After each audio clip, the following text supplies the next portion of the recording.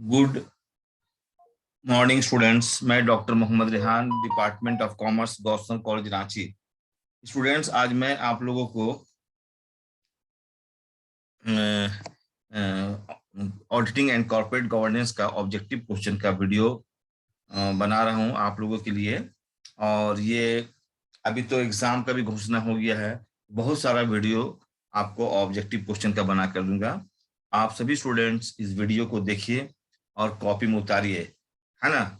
और अच्छा नंबर लाना है तो और सारा भी वीडियो बनाकर भेजूंगा, है। तो अभी मैं आपको भेज रहा हूँ, वीडियो बना रहा हूँ।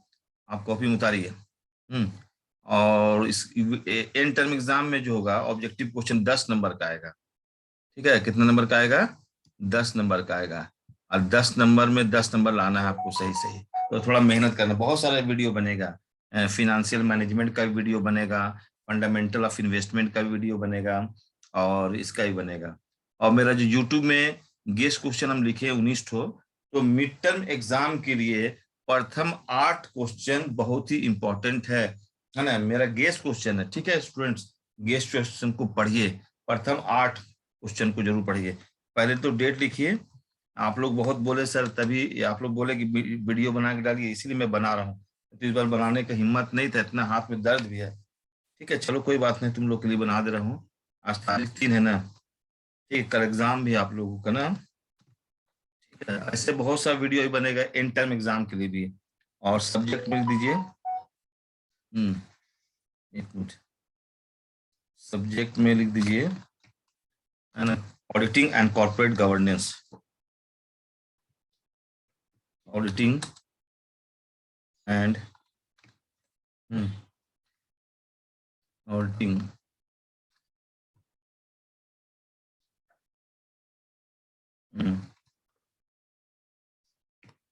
कॉर्पोरेट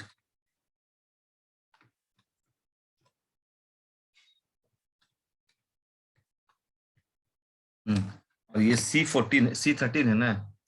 ये पेपर C13 है, हाँ याद रखिएगा। सी, एक मिनट, C13 है ना। C13, ठीक है।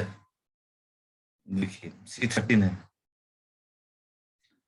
C12 तक तो इधर था, C13 14। और 14 फिनेंशियल मैनेजमेंट है ना। 14 फिनेंशियल मैनेजमेंट है। एक मिनट, मैं कंफ्यूज हो गया जी। वही है, C13 है, चलो। अच्छा, और आज का जो टॉपिक है, वीडियो जिसका बन रहा है, वो ऑब्जेक्टिव क्वेश्चन है ना। ऑब्जेक्टिव ऑब्जेक्टिव क्वेश्चंस का वीडियो बन रहा है। ऑब्जेक्टिव क्वेश्चंस का वीडियो बन रहा है। और प्रोफेसर नाम में अपना मैं लिख दे रहा हूँ, जो बना रहे हैं वीडियो। पढ़िएगा। चोरी नहीं करना है, पढ़ना है, मेहनत करना है। चोरी करके आगे नहीं इंसान बढ़ता, आगे मेहनत करके। हम भी बहुत मेहनत कर रहे हैं आपके लिए, कि आपका नॉलेज इंक्रीज करे। हम्म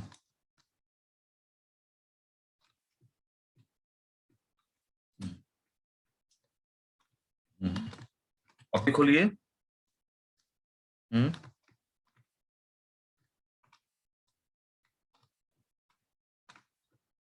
अच्छा, अपना फोन नंबर भी मैं लिख दे रहा हूँ। कोई प्रॉब्लम होगा या मेरा बताने में कोई मिस्टेक होगा तो करेक्शन करवा लीजिएगा।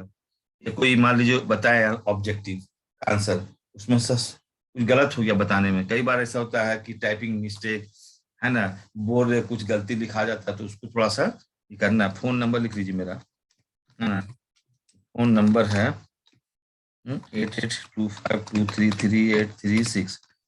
ये व्हाट्सएप नंबर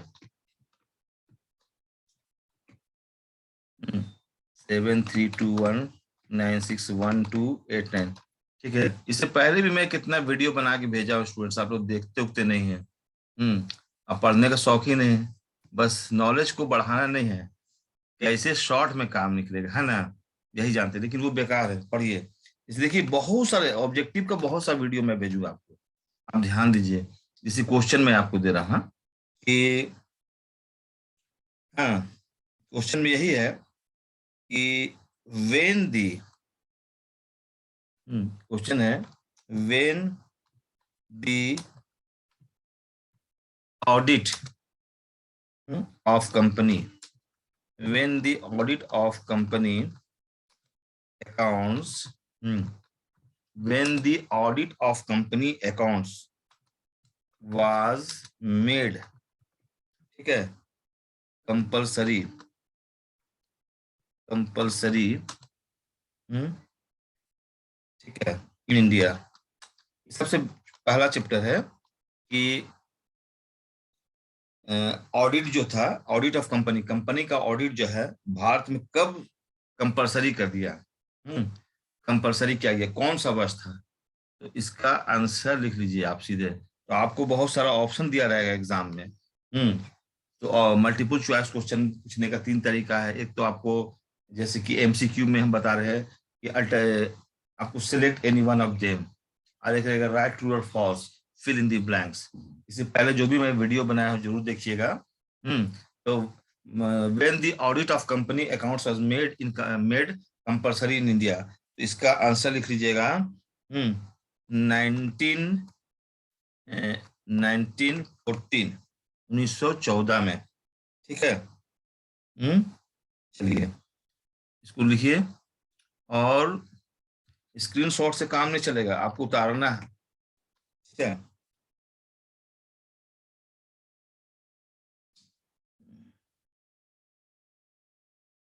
आपसे एक और क्वेश्चन मैं दे रहा हूं, when the audit of company accounts was made compulsory in England, in England, when, ठीक है। जहां वाट है वेन, वहां क्वेश्चन मार्क, ऊपर में क्वेश्चन मार्क छूट गया है। तो अभी तो एग्जाम इसका बहुत सारा आपको मैंने ऑब्जेक्टिव क्वेश्चन का वीडियो बना के दूंगा, फिनेंशियल मैनेजमेंट का भी और फंडामेंटल ऑफ इन्वेस्टमेंट का भी, और इसका भी अभी कुछ वीडियो बना के दे रहा हूँ, इसको कॉपी में उतारिए। When the audit of company accounts was made compulsory in England, England में कब हुआ था। इसका आंसर तो बहुत, ऑप्शन 4 उसमें जो सही ऑप्शन मैं आपको लिख दे रहा हूँ। तो इसका लिख दीजिएगा 1844, 1844, ठीक है। चलिए अब इसको मैं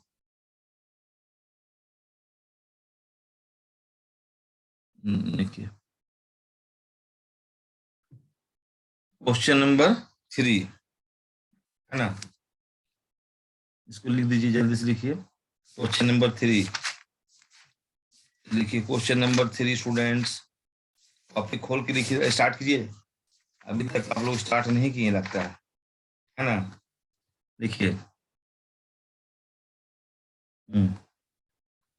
where where book keeping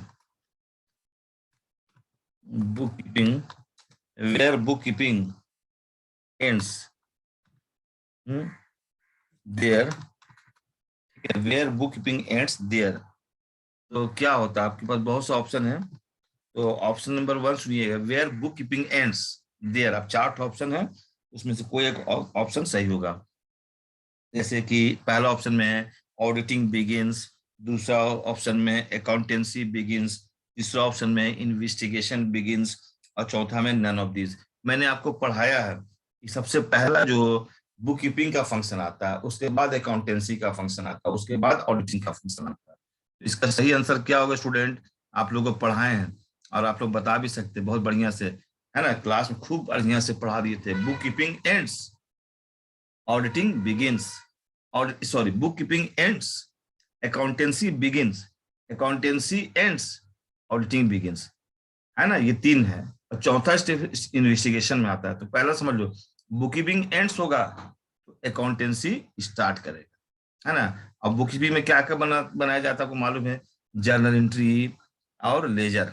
book keeping के अंतर्गत जितने भी ट्रांजेक्शन्स होते हैं उसको आइडेंटिफाई किया जाता है, कौन फाइनेंशियल ट्रांजेक्शन है और कौन नॉन फाइनेंशियल ट्रांजेक्शन है, और फाइनेंशियल ट्रांजेक्शन का रिकॉर्डिंग्स होता है बुक कीपिंग में।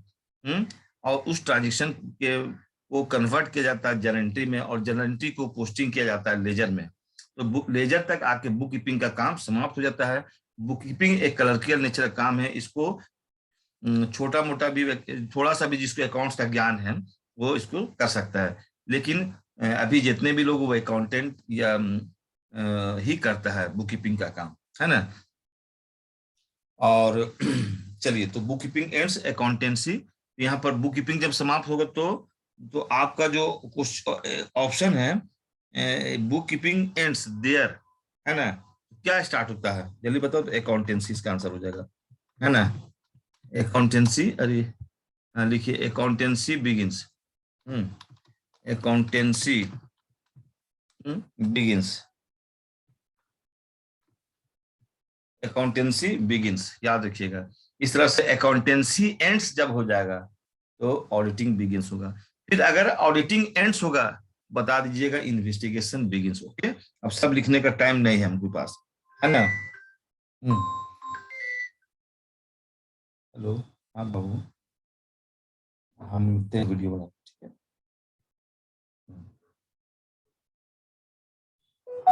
हम्म चलिए, नेक्स्ट क्वेश्चन लिखिए यहाँ पर, क्वेश्चन नंबर 4। क्वेश्चन नंबर 4 क्या है कि ऑडिटिंग क्या है, auditing is what.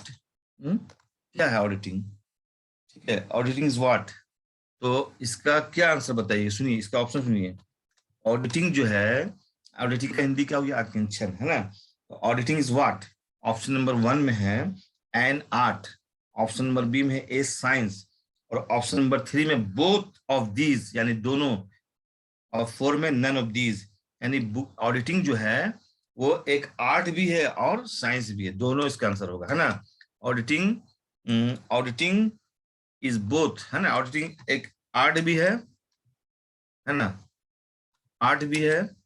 Auditing is an art and science, both, दोनों है। तो आपको मैं समझाने की, जैसे कि auditing is an art and science, and A science, यहाँ पर ए छूट गया है।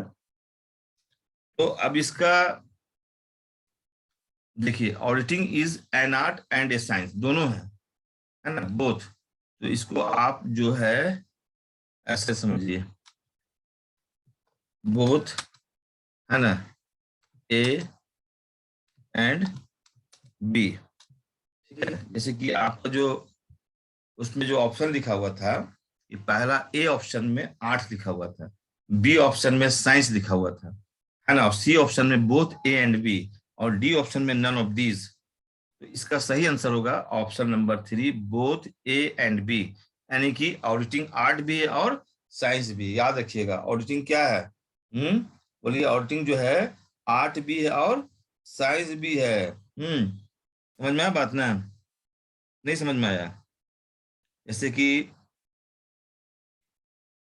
यहाँ पर ऐसा कर देते, इसको मैं मिटा देता हूँ, हाँ, ठीक है, इसको अच्छे से लिख देता हूँ फिर से, हाँ, बोथ बोथ है, आप कंफ्यूज कर रहे हैं, आप बोल रहे हैं कि सर क्या है, ठीक है, ऐसा लिख दे रहे हैं। ऐसा लिख दे रहे हैं, बोथ आर्ट एंड साइंस। अब कंफ्यूजन दूर हो जाना चाहिए। तो ऑडिटिंग आर्ट भी है और साइंस भी है, ठीक है, कोई प्रॉब्लम नहीं होना चाहिए आप लोगों को। पढ़िए, नेक्स्ट वीडियो देखिए, नेक्स्ट क्वेश्चन देखिए, क्वेश्चन नंबर 5। ठीक है, तो ऑडिटिंग किसके लिए कंपलसरी है, ये भी बहुत इंपॉर्टेंट बात है। तो छोटे व्यापारी के लिए ऑडिटिंग जो है वो लग्जरी है, और बड़े व्यापारी के लिए ऑडिटिंग जो है वो नेसेसिटी है। इससे रिलेटेड कोई क्वेश्चन लिखिए, है ना। For every business, business, for every business, ठीक है,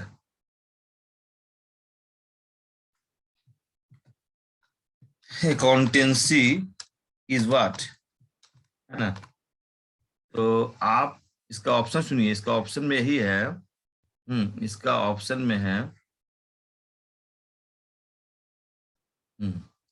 for every business accountancy is what? आप यहाँ लिखिए आंसर। आंसर लिखिए। ऑप्शन सुनिए, ऑप्शन में क्या है? पहला ऑप्शन में लग्जरी, दूसरा ऑप्शन में नेसेसिटी, आवश्यकता, आवश्यक, और तीसरा में सिंबल ऑफ प्रेस्टीज, चौथा में नन ऑफ दीज। तो छोटे, मैंने पहले भी कहा और लास्ट ईयर का क्वेश्चन भी आया था, accountancy is necessity while auditing is luxury, last आपसे सीनियर बैच को। तो आप क्लास में पढ़ाया भी है कि ऑडिटिंग को लग्जरी माना जाए या नेसेसिटी माना जाए। तो मैंने क्लास में पढ़ाया था कि क्यों आवश्यक है। तो छोटे व्यापारी के लिए ऑडिटिंग जो है वो लग्जरी है। और लग्जरी कैसे, तो मैंने क्लास में आप लोगों को पॉइंट वाइज पढ़ाया था, है ना? आप देखिए मेरा नोट्स। और बड़े व्यापारी के लिए जो कंपनी वगैरह चला रहा है, उसके लिए ऑडिटिंग को कंपलसरी माना गया है, ऑडिटिंग को आवश्यक माना गया है ना? क्योंकि बड़े व्यापार जो होते हैं उसमें पूंजी बहुत ज्यादा लगा हुआ रहता है, कैपिटल, लार्ज कैपिटल इन्वेस्टमेंट होता है, बड़े तादाद में होते हैं, अधिक लार्ज प्रोडक्शन होता है, लार्ज सेल होता है, सब बड़ा बड़ा होता है ना? तो इंसान का जो दिमाग होता है वो इंसान का जो मेमोरी, वो लिमिटेड मेमोरी है ना? मिस्टेक कर सकता है, इसलिए उसको लिखना पड़ता है। और चूंकि कंपनी में इन्वेस्टर्स होते हैं, बाहर के लोगों को विश्वास कैसे होगा, है ना? हिसाब किताब सही होना चाहिए, trading account, profit loss, balance sheet, उसको ऑडिटर से सर्टिफिकेट लेना पड़ता है कि जितना भी है कंपनी का जो प्रॉफिट है या बैलेंस शीट में जो एसेट्स और लायबिलिटीज का पोजीशन वो सही है। तभी उसको देखकर बाहर के पब्लिक जो है, पब्लिक उसमें इन्वेस्टमेंट करते हैं। ठीक है, तो चलिए ज्यादा डिस्कशन नहीं करेंगे, आप इसको सीधे इसका आंसर में लिख दीजिएगा, नेसेसिटी, है ना? ठीक है। और कंपनी को, ठीक है, कंपनी को ऑडिटिंग कराना अनिवार्य है। और इसमें सोल ट्रेडिंग या पार्टनरशिप बिजनेस के लिए कंपलसरी नहीं है, ऑप्शनल है, वॉलेंट्री है। ठीक है ना? तो चलिए मैंने बताया नेसेसिटी। अब आइए आप लिखिए क्वेश्चन नंबर 6। ठीक है, क्वेश्चन नंबर 6 लिखिए। हम्म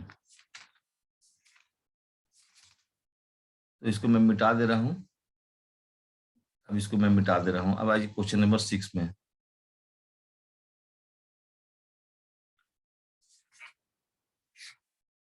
हम्म hmm for which of the following, for which of the following auditing is necessary? अभी जस्ट पढ़ा रहा था, उसी से क्वेश्चन दिए हैं कि क्या ऑडिटिंग किसके लिए जरूरी है। तो यहाँ auditing is necessary, auditing is, auditing is necessary. ठीक है, अब जैसे कि आपको पढ़ाए थे, अब 4 ऑप्शन इसमें, विच वाला तो आपको बताना होगा ना, जैसे कि sole, sole trading, sole trading,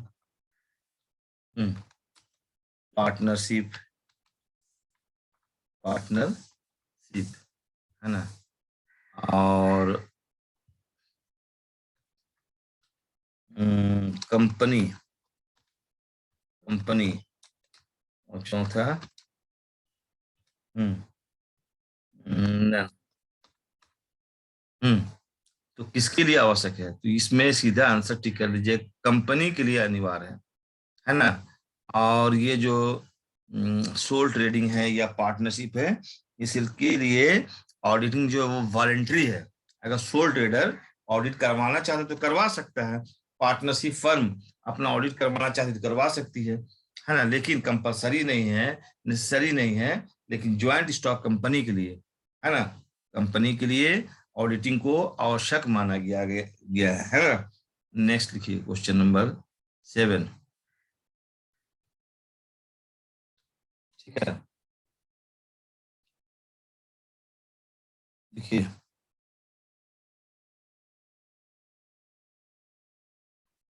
cost audit, cost audit is dash dash dash dash object cost audit is object is dash dash object of auditing। ठीक है, अब आपको यहाँ पर से इसका ऑप्शन में बता दे रहा हूँ, लेकिन लिखने में बहुत टाइम लगेगा, तो सीधे इसका ऑप्शन बताने पर जो सही ऑप्शन है वो लिख दे रहा हूँ। ठीक है, तो देखिए कॉस्ट ऑडिट जो है is dash dash object of auditing. अब इसके चार ऑप्शन सुनिएगा। पहला ऑप्शन में प्राइमरी, दूसरा में है सब्सिडियरी, तीसरा में स्पेसिफिक, चौथा में नन। तो कॉस्ट ऑडिट जो है वो स्पेसिफिक ऑडिट है ना, मैंने आपको बताया भी था। चैप्टर को मैंने क्लास में पढ़ाया भी है, कौन कंपलसरी है कौन कंपलसरी नहीं है ना? तो आप यहां कर दीजिएगा स्पेसिफिक। ठीक है, स्पेसिफिक। अब इसको मैं मिटा भी दे रहा हूं ऊपर वाला। आप लिखिए कॉपी में, स्क्रीनशॉट से काम नहीं चलेगा। नहीं तो स्क्रीन समझना भी है, इतना जो बोल रहे हैं समझाने के लिए बोल रहे हैं, उसको समझना है काहे है। चैप्टर बढ़िया समझा हुआ रहेगा तो सब ऑब्जेक्टिव सॉल्व होगा। To examine the books of accounts to examine the books of accounts to examine the books of accounts is the dash dash dash dash object of auditing ठीक है, to examine the books of accounts is the objects of auditing। अब ये question है, ठीक है, अब आप इसका जवाब दीजिए। टू एग्जामिन, अब to examine the books of accounts is the object of auditing. अब चार ऑप्शन सुनिए। पहला ऑप्शन में है कि प्राइमरी, फर्स्ट ऑप्शन में प्राइमरी, सेकंड ऑप्शन में सोशल, तीसरा ऑप्शन में, थर्ड ऑप्शन में सब्सिडियरी और चौथा में नन। तो बुक्स, जैसा मैंने आपको बताया था, ऑब्जेक्ट्स ऑफ ऑडिटिंग, तो ऑडिटिंग के जो ऑब्जेक्ट्स होते हैं वो चार ऑब्जेक्ट्स हैं, याद रखिएगा। पहला ऑब्जेक्ट्स है प्राइमरी ऑब्जेक्ट्स। उसमें क्या है, प्राइमरी ऑब्जेक्ट्स में क्या है, तो पहला नंबर में है एग्जामिनेशन ऑफ अकाउंटिंग बुक्स और दूसरा वेरिफिकेशन ऑफ फिनेंशियल स्टेटमेंट। सुन लीजिए, पहला चार ऑब्जेक्टिव्स है। पहला ऑब्जेक्टिव्स क्या है, प्राइमरी ऑब्जेक्ट्स के अंतर्गत आपका 2 पॉइंट आ रहा है। एक है एग्जामिनेशन ऑफ अकाउंटिंग बुक्स, दूसरा वेरिफिकेशन ऑफ फिनेंशियल स्टेटमेंट्स, और दूसरा जो ऑब्जेक्ट्स है जिसको कहते हैं सेकेंडरी ऑब्जेक्ट्स। सेकेंडरी ऑब्जेक्ट्स में डिटेक्शन ऑफ एरर्स है, डिटेक्शन ऑफ फ्रॉड है, prevention of errors and fraud है, क्रिएशन ऑफ हेल्दी इन्वायरमेंट है, fulfilment of the order of act है ना, moral effect on the employees है, एडवाइस टू द मैनेजर्स है, to satisfy the government authorities है। ये secondary objects हुआ। और तीसरा जो ऑब्जेक्ट्स है सोशल ऑब्जेक्ट्स। सोशल ऑब्जेक्ट्स में क्या है, पहला प्रोटेक्शन टू शेयर होल्डर्स है ना, to stop capital erosion, reasonable, third में है reasonable prices of consumers, fourth में evaluation of social cost and benefit, five में है to stop evasion of tax, next है measurement of fair wages for labourers, fair return and justice to the investors. ये हुआ social objects. और specific objects में ये आ जाता है जो मैं लिख रहा हूँ। स्पेसिफिक ऑब्जेक्ट्स में आप लिख दीजिएगा to examine the books of account. अभी जस्ट मैंने बताया प्राइमरी ऑब्जेक्ट हो गया है ना, तो ये हो गया प्राइमरी ऑब्जेक्ट, प्राइमरी है ना। तो आपका ऑप्शन में क्या दिया, पहला ऑप्शन में प्राइमरी है, दूसरा में सोशल है, तीसरा में इसमें जैसे कि यहाँ देखिए ऑप्शन में क्या है, यहाँ पर एक मिनट, प्राइमरी पहला, सोशल, अच्छा 8 ऑब्जेक्ट था, अभी पढ़ के सुनाया आपको। प्राइमरी सोर्स और क्या था देखिए आप। सब्सिडियरी। स्टूडेंट्स आपको पढ़ के सुना भी दिए। अब आपको बताना है।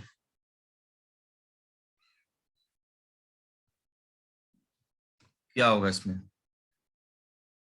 इसमें सबसे इम्पोर्टेंट होगा प्राइमरी। जी होगा।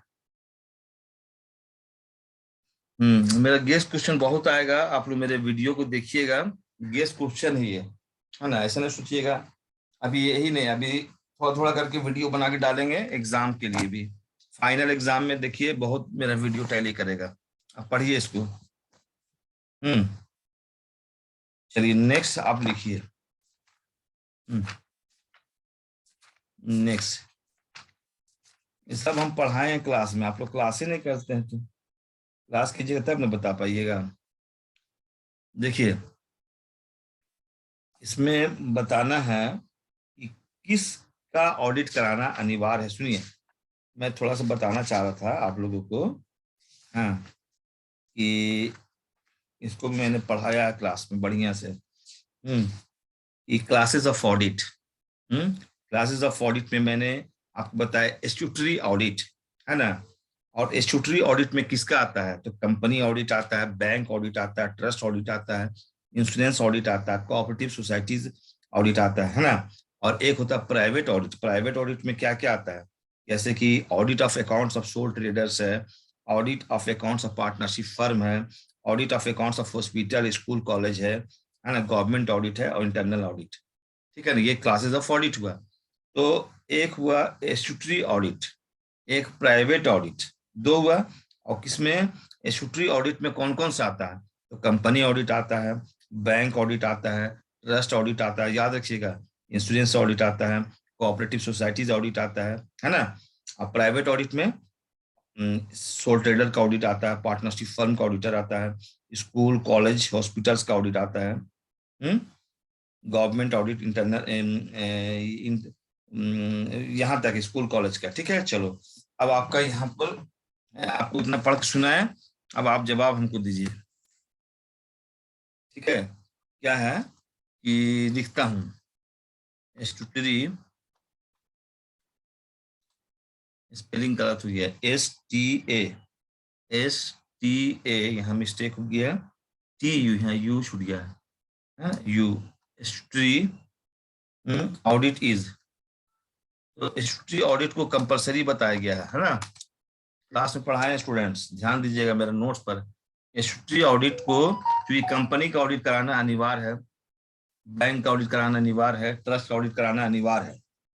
तो इसका ऑप्शन जो है आपको, जैसे कि ऑप्शन, ठीक है, इसका ऑप्शन यहाँ लिखिए। ऑप्शन है जैसे कि पीरियोडिकल, पीरियोडिकल है। ऑप्शन दो है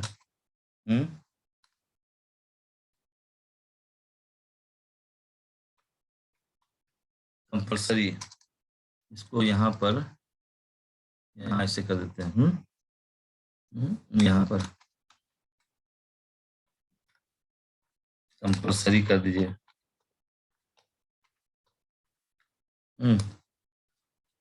और यहाँ कर दीजिए।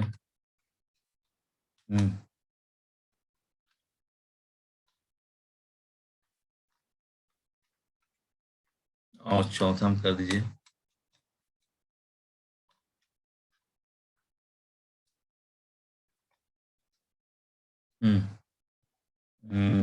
None of these, none of these. ठीक है, दीज। तो यहाँ पर वॉलंटिक स्पेलिंग काट के एन कीजिए। तो किसका ऑडिट कराना अनिवार्य है ना। तो स्टूटरी ऑडिट इज क्या है, कंपलसरी हो जाएगा इसका आंसर, समझे ना। इसका आंसर जो होगा कंपलसरी, यहाँ टिक कीजिए। ठीक कीजिए। ठीक है, अब मिटाता हूँ, ये 1 नंबर मिटा दे रहा हूँ। ठीक है, अब यहाँ पर आइए आप, next question number, question number 10।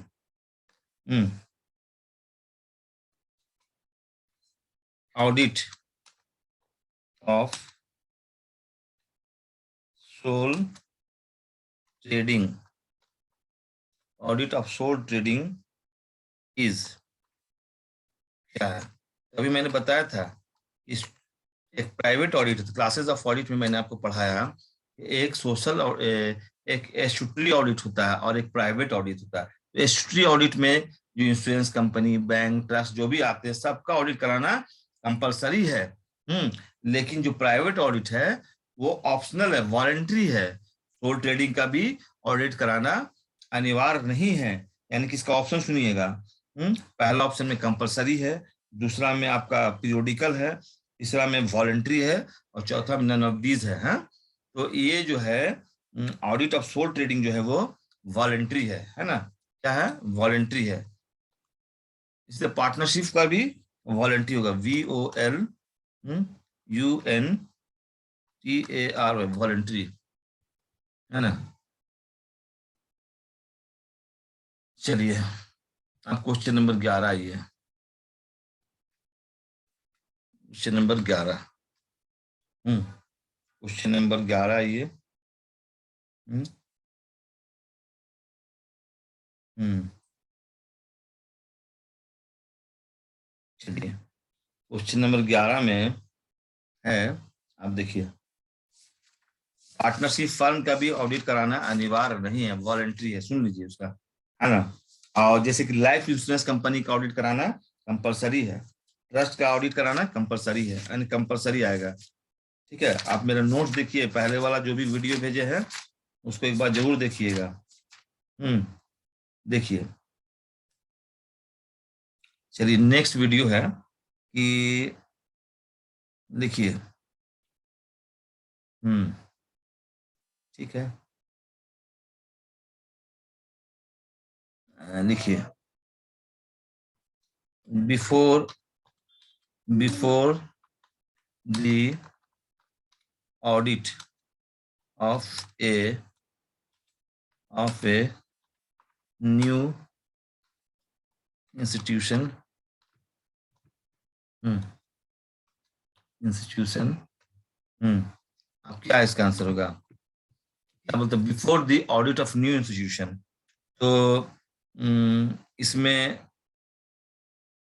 आपका पहला ऑप्शन जो है, ऑप्शन सुन लीजिए, ऑप्शन, इसका ऑप्शन है कि स्कोप स्कोप इज डिटरमाइंड, दूसरा nature of the institutions is studied.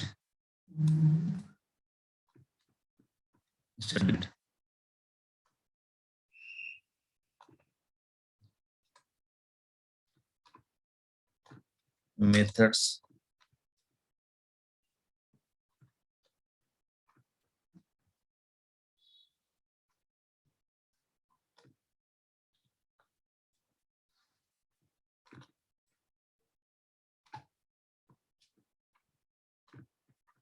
सुनिए, before the audit of new institution, इसमें चार ऑप्शन है। Scope is determined, nature of the institution studies, methods of accounting, all the above. इसका answer होगा all the above. ठीक है, all the above.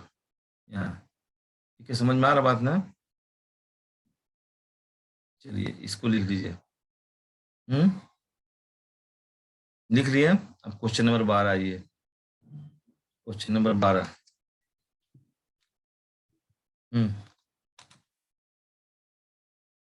Audit programme, audit programme should be. ठीक है, audit programme should B. इसको देखिए, मैं समझाता हूँ। पहला तो जानो कि ऑडिट प्रोग्राम क्या होता है ना? ऑडिट प्रोग्राम के बारे में मैंने क्लास में पढ़ाया आप लोगों को। ऑडिट प्रोग्राम के बारे में एक दो लाइन में आपको समझा देना चाहता हूँ। ऑडिट प्रोग्राम जो है वो क्या होता है। तो ये जिस देखो, जैसे कि कोई डैम बनता है, या बिल्डिंग बनता है या फ्लैट बनता है या कोई प्रोजेक्ट होता है, तो उसको बनाने वाला इंजीनियर होता है ना। तो इंजीनियर सबसे पहले क्या करता है, एक नक्शा बनाता है, एक डिजाइन तैयार करता है, और उसी डिजाइन से वो बिल्डिंग को तैयार करता है, ठीक है ना। तो उसी तरह से ऑडिट प्रोग्राम भी है। हम्म ऑडिट प्रोग्राम भी उसी तरह से है। ऑडिट प्रोग्राम एक ऑडिटर के द्वारा बनाया जाता है ना। और उसमें ऑडिट करने का जितना फंक्शंस है, जो भी पॉइंट है, इसको कौन एम्प्लॉय को क्या काम दिया जाएगा, कितने समय पर समाप्त किया जाएगा, मैंने एवरीथिंग इज मेंशन देयर, उसमें ऑडिटर सब लिख देता है। और इसी उसी ऑडिट प्रोग्राम के माध्यम से ऑडिटिंग का काम होता है ना। और ऑडिट प्रोग्राम जो है वो एक ऑडिटर के द्वारा बनाया जाता है, और ये रिटर्न है, ओरल नहीं है। ऑडिट प्रोग्राम जो है वो रिटर्न है, ओरल नहीं है, वर्बल नहीं है। ऑडिट प्रोग्राम ऑडिटर के द्वारा बनाया जाता है, जो रिटर्न होता है, और उसका एक एक कॉपी जो होता है, जितने उसके एम्प्लॉय होते हैं, स्टाफ होते हैं, उसको दे दिया जाता है कि आपको ये रिस्पॉन्सिबिलिटी दिया गया, आप फेसबुक को ऑडिट करोगे, आप इस ऑडिट प्रोग्राम के को देख कर ही ऑडिट करेंगे। जिस प्रकार डैम हुआ, बिल्डिंग हुआ, फ्लैट हुआ, उसका जो तैयार किया जाता है, तो इंजीनियर, सिविल इंजीनियर क्या है, नक्शा बना देता है और कॉन्ट्रैक्टर को दे देता है कि आप जो दीवार बनाइएगा या रूम खींचिएगा या नाली बनाइएगा, सब नक्शा के अनुसार होगा। सेम चीज है ऑडिट प्रोग्राम भी। ऑडिट प्रोग्राम भी एक डिजाइन तैयार किया जाता है ऑडिटर के द्वारा, जो चार्टर्ड अकाउंटेंट होता है, और वो ही उसी ऑडिट प्रोग्राम के माध्यम से ही ऑडिटिंग का काम होता है ना। ठीक है, यानी कि an audit programme is a written plan of actions designed by the auditor. ठीक है, to see that all the books of accounts have been audited properly, the work is over in time, and there is uniformity in the audit work. Every person interested with the part of the audit work has to put his signatures of the part of the work completed by him. और जो जो auditor auditor जिनको सौंपा था काम, वो पूरा सही से हुआ है नहीं, और उसका जिनको उसका सिग्नेचर है कि नहीं। तो ऑडिट ऑडिट प्रोग्राम का बहुत सारा महत्व है। तो देखिए, इसका तो बहुत सारा, लेकिन आपका एंड टर्म एग्जाम के लिए ऑडिट प्रोग्राम जरूर पढ़िएगा, एंड टर्म एग्जाम के लिए जरूर पढ़िएगा। उसके एसेंशियल क्वालिटीज को पढ़िएगा। नेक्स्ट वीडियो जब बनाऊंगा तो थोड़ा, अभी जल्दी जल्दी में पढ़ा रहा हूँ, नेक्स्ट वीडियो जब बनेगा तो थ्योरी क्वेश्चन जितना होगा ना, 20 को लिखवाए ना, सबका कोशिश करता हूँ कि आप लोगों को कुछ समझा दूं, है ना। आप लोग बहुत बोले कि सर हम तो क्लास करते नहीं थे, फलाना ढकाना बोले हैं, तो चलिए आपको हेल्प करेंगे। तो इसका ऑप्शन लिखिए, पढ़ाई कीजिए, पढ़ाई कीजिए, लिखिए आंसर, लिखिए यहाँ पर ऑप्शन में लिखिए, पहला ऑप्शन। ऑप्शन नंबर 1 है कि brief.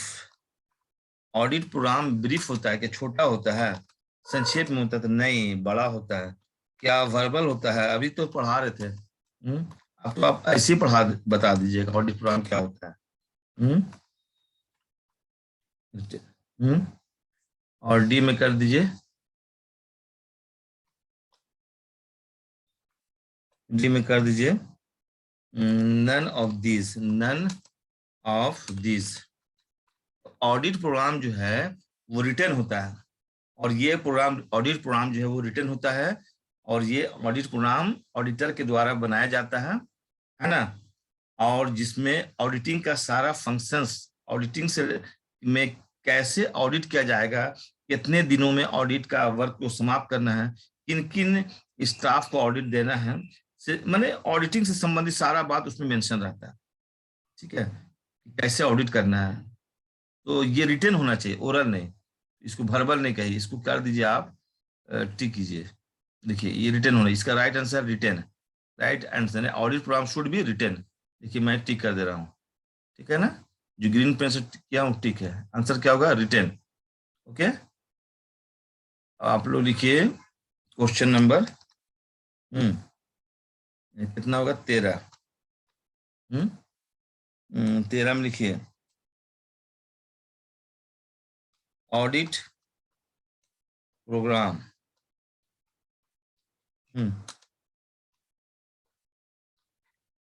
Should, audit programme should be, audit programme should be, अब 4 ऑप्शन सुनिए। ऑडिट प्रोग्राम, इसका ऑप्शन सुनिए। ऑडिट प्रोग्राम ऑप्शन सुनिए, ऑप्शन ऑप्शन में लिख दे रहा हूं, देखिए। फ्लेक्सिबल, फ्लेक्सिबल, दूसरा क्लियर कट, तीसरा वाइडर, वाइडर, और चौथा लिखिए आप लोग, चौथा लिखिए none of these, all the above, all the above, all the above. इसका आंसर क्या होगा जरा सोचिए। ऑडिट प्रोग्राम कैसा होना चाहिए, है ना? ठीक है, ऑडिट प्रोग्राम के बारे में आपको लिखना है। ठीक है, ठीक है।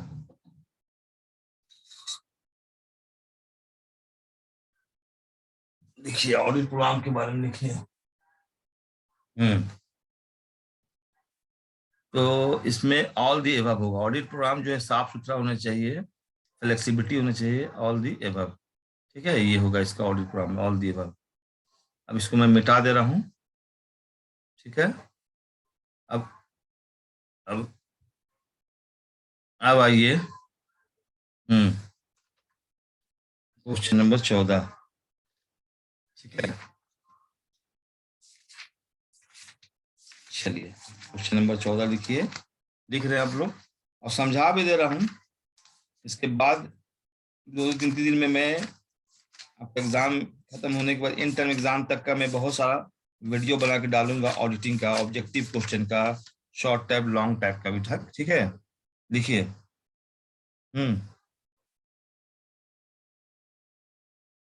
लिखिए दी स्कोप ऑफ विच, एक मिनट इसको काट दीजिए, इसको लिखा गया गलती से। Hmm an an auditor, an auditor, देखिए an auditor, an auditor should भी क्या होना चाहिए। ठीक है, मैं थोड़ा क्वेश्चन को चेंज कर दे रहा हूँ। नहीं, इंटरनल ऑडिटर कर दीजिए, ऐसे तो ऑडिटर चार्टर्ड अकाउंटेंट होना चाहिए। देखिए ऐसा कीजिए, an internal, internal, an internal auditor, है ना? एन इंटरनल ऑडिटर में बी, एन इंटरनल ऑडिटर में बी, तो क्या होना चाहिए? ऑप्शन सुन लीजिएगा। एन इंटरनल ऑडिटर में भी, इसको मैं काट दे रहा हूँ, ये जो है ठीक है, मिटा दे रहा हूँ। ठीक है, अब देखिए एन इंटरनल ऑडिटर में भी 4 ऑप्शन क्या क्या है सुनिए। इंटरनल ऑडिटर जो होता है वो पहला है कि ऑप्शन में एनी चार्टर्ड अकाउंटेंट, दूसरा में एनी ग्रेजुएट, तीसरा में एनी कॉस्ट अकाउंटेंट, चौथा में नन ऑफ दिस। तो इंटरनल ऑडिटर में भी है एनी चार्टर्ड अकाउंटेंट, इसका सही आंसर होगा any chartered accountant.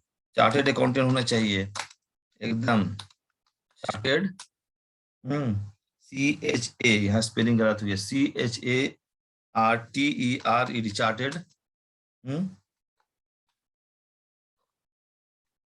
Accountant.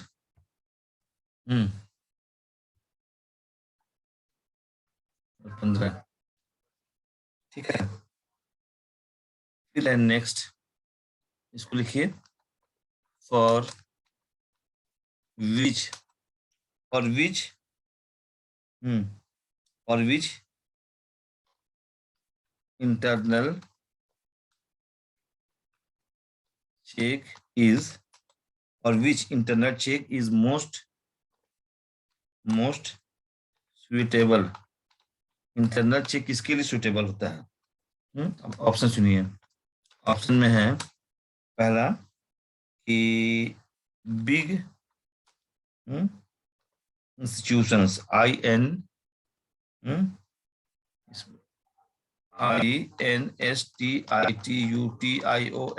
Institutions, दूसरा इस लिखिए small institutions, small small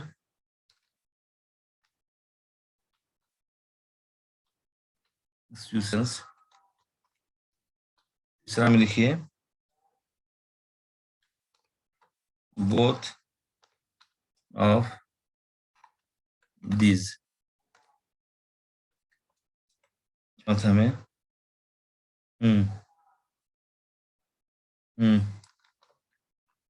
none of these।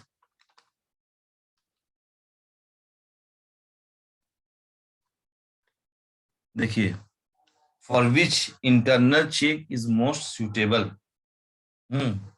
For which internal check is most suitable. तो इसका आंसर क्या है? इंटरनल चेक जो है इसके लिए ज्यादा सुटेबल है। ठीक है, तो ऑप्शन पढ़िए जल्दी से। बड़े क्योंकि हर समय तो ये छोटे छोटे इंस्टीट्यूशन के लिए सुटेबल नहीं है, है ना, सीधा बात है। जो बड़े इंस्टीट्यूशंस होते हैं उसी के लिए है इंटरनल चेक, है ना। ठीक है, चलिए।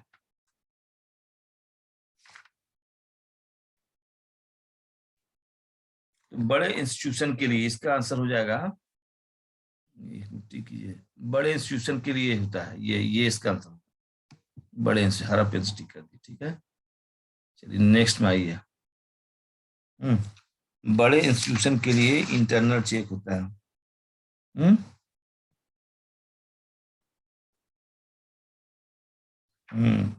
ठीक है, अब लिख लीजिए। नेक्स्ट क्वेश्चन आइए, क्वेश्चन नंबर 16। अब इसको क्वेश्चन नंबर 16, ठीक है। अब इसको मैं बताता हूँ।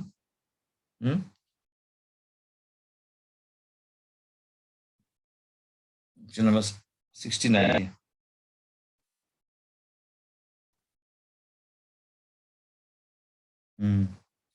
देखिए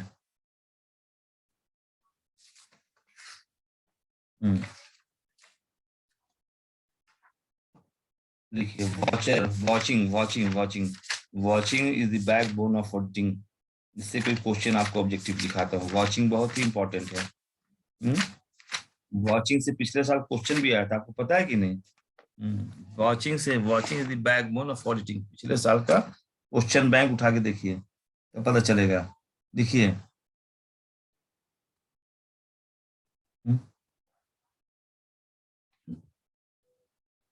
यहाँ लिखिए watcher should should be voucher should be concerned voucher should be concerned with voucher should be concerned with voucher should be concerned with। ठीक है, अब आपके सामने 4 ऑप्शन है ना। तो आपको मैं ऑप्शन पढ़ के सुना देता हूँ, ठीक है। ऑप्शन में सुनिए, वॉचर शुड बी कंसर्न। जो वॉचिंग जो होता है, तो वॉचर जो होता है, वॉचर वो किस साल का होना चाहिए, है। तो पहला ऑप्शन है प्रीवियस ईयर, दूसरा में है करेंट ईयर, तीसरा में बोथ ईयर, और चौथा में नन ऑफ दीज, है ना। तो watcher should be concern with current year. क्या लिखिएगा? करंट ईयर का वॉचर, यानी कि प्रीवियस ईयर का करंट ईयर। इसका ऑप्शन सही होगा क्वेश्चन नंबर 16 का। अब आइए क्वेश्चन नंबर 17। ठीक है, क्वेश्चन नंबर 17 है कि एवरी वाउचर, है ना, एवरी वाउचर ठीक है, should be sign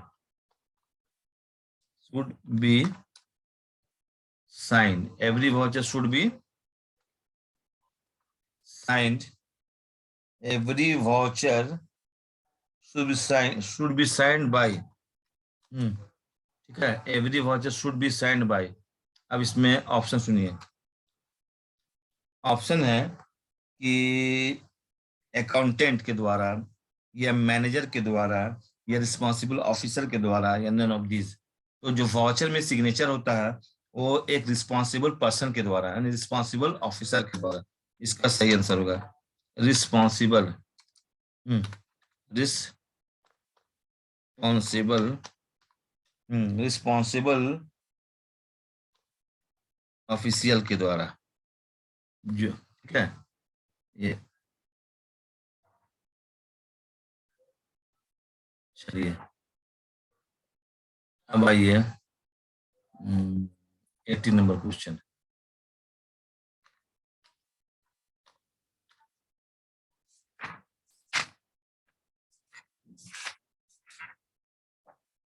eighty number question लिखिए, ठीक है।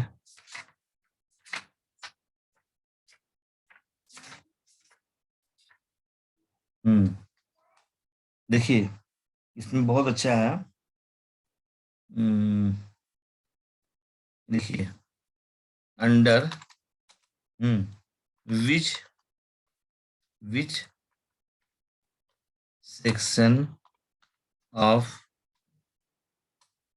the act the audit of a company is done, is done, is done, है ना। इसको मैं मिटा दे रहा हूं। इसका सही आंसर जो हो जाएगा, इसका सही आंसर लिखिए, इसका सही आंसर लिखिए, ठीक है। सेक्शन 233A, ठीक है, इसका आंसर हो गया। नेक्स्ट लिखिए, लिखिए नेक्स्ट में, नेक्स्ट क्वेश्चन नंबर 19 लिखिए, क्वेश्चन नंबर 19।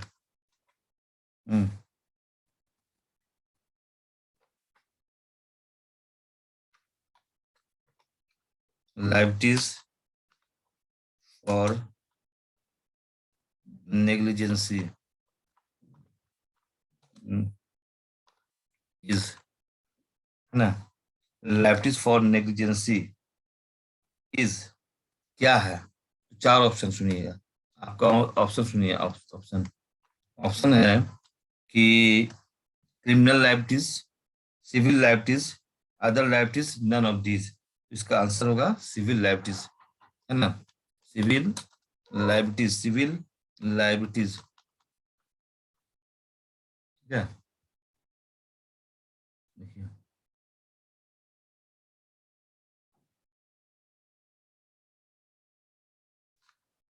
क्वेश्चन नंबर 20, ठीक है। क्वेश्चन नंबर 20 लिखिए।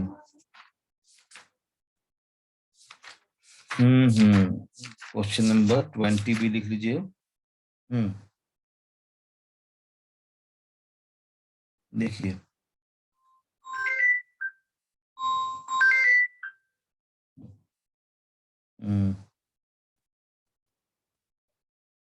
सेक्शन, देखिए सेक्शन 39 ऑफ द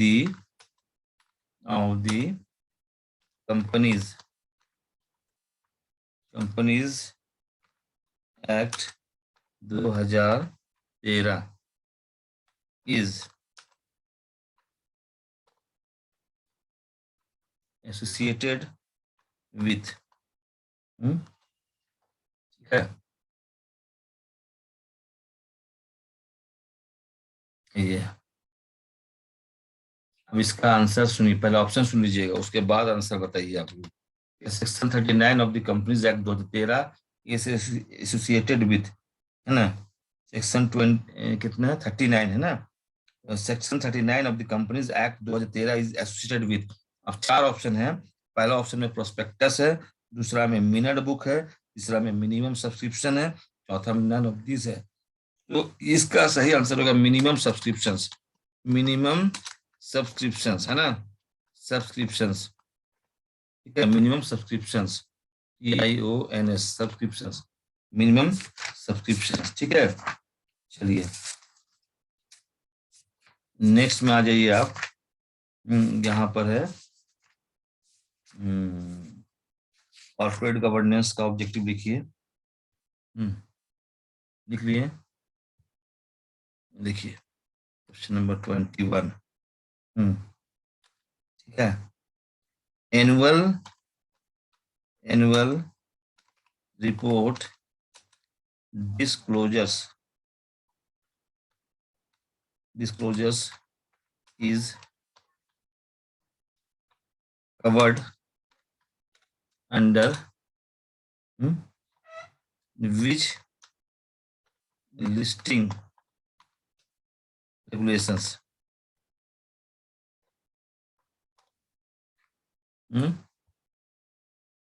तो इसको मिटा देता हूं।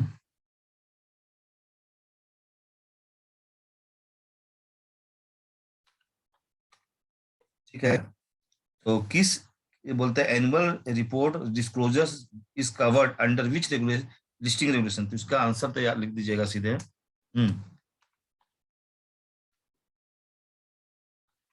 Regulation regulation 4। तो स्टूडेंट्स मैं अभी 21 क्वेश्चन का वीडियो बनाया हूँ और इसके बाद हर मैंने 21, 22, 23, 24, 25 ऐसा छोटा छोटा वीडियो बना के ऑब्जेक्टिव क्वेश्चन का, ये लेक्चर 1 है, ऑब्जेक्टिव क्वेश्चन का लेक्चर 1 वीडियो है। इसके बाद है ना, चूंकि हमको तैयारी कराना है इंटर्म एग्जाम के लिए, तो और भी वीडियो आएगा इसका, क्योंकि आपको एग्जाम में 10 नंबर का ऑब्जेक्टिव क्वेश्चन आएगा और आप, उम्मीद करता हूं कि आप सब सही सही बना दीजिएगा और समझाऊंगा भी, है ना। तो चलिए, आप 21 क्वेश्चन का वीडियो बनाए हैं, इसको कॉपी नोट कीजिए। नेक्स्ट वीडियो भी आएगा, मेरा कोई वीडियो आएगा उसको छोड़िएगा नहीं, उसका बेनिफिट तो मिलेगा, क्योंकि वीडियो जब बनाएंगे तो समझाएंगे भी आपको। ओके, तो थोड़ा इंटरेस्ट लीजिए पढ़ाई में। हाँ, और जो प्रॉब्लम हो गया या मेरा आंसर लिखने में कोई मिस्टेक हो गया तो प्लीज करेक्ट भी बोल भी सकते हैं, व्हाट्सएप नंबर में लिख सकते हैं, है ना। कोई प्रॉब्लम हो, है ना, या मिस्टेक हो गया तो जरूर उसको लिख दीजिएगा कमेंट में जरूर जाके। धन्यवाद आप सभी स्टूडेंट्स को। सेमेस्टर 6 के एग्जाम के लिए बढ़िया से लिखिए, अच्छा से अच्छा नंबर लाइए, है ना। और कॉर्पोरेट गवर्नेंस में बहुत अच्छा नंबर लाइए आप लोग, है ना, लिखने, है ना। और कोई भी क्वेश्चन का आंसर देने का जो तरीका है, शुरू में इंट्रोडक्शन लिखिए, फिर डिफिनेशन लिखिए, फिर कंक्लूजन लिखिए, और जो पॉइंट उसको याद रखिए, आप पॉइंट को अपने शब्दों में ड्रिल कीजिए, अपने शब्दों में। ठीक है, तो धन्यवाद आप सभी स्टूडेंट्स को। चलिए, अब नेक्स्ट वीडियो का वेट कीजिएगा। Thank you.